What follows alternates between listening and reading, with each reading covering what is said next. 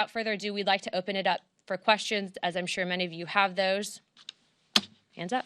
Thank you, Madam. Obviously, your goals are aligned with the administration's on the declassification of Martin Luther King and the Kennedys.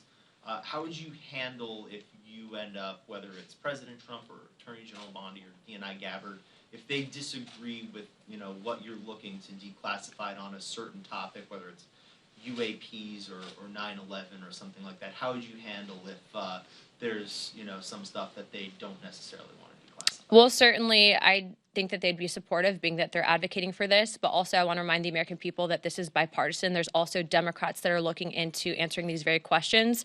But certainly, we would share that information with the American people. This is about transparency. And I think, again, as I stated for far too long, there's been a massive push to keep the American people in the dark, and that ends today. Do you have subpoena power?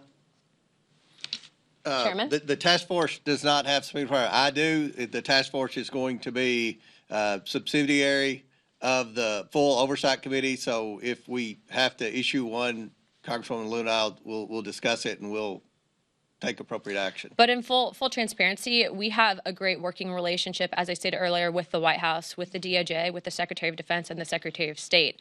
The incoming FBI director, I think, will be very supportive, and we've also been told that the CIA director is very supportive.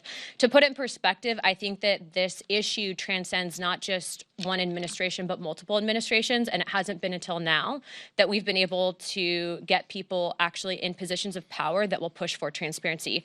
Now, if I find that different entities in the various intelligence agencies are stonewalling us, I'm going to make that known to the American people. But as of right now, we are cautiously optimistic.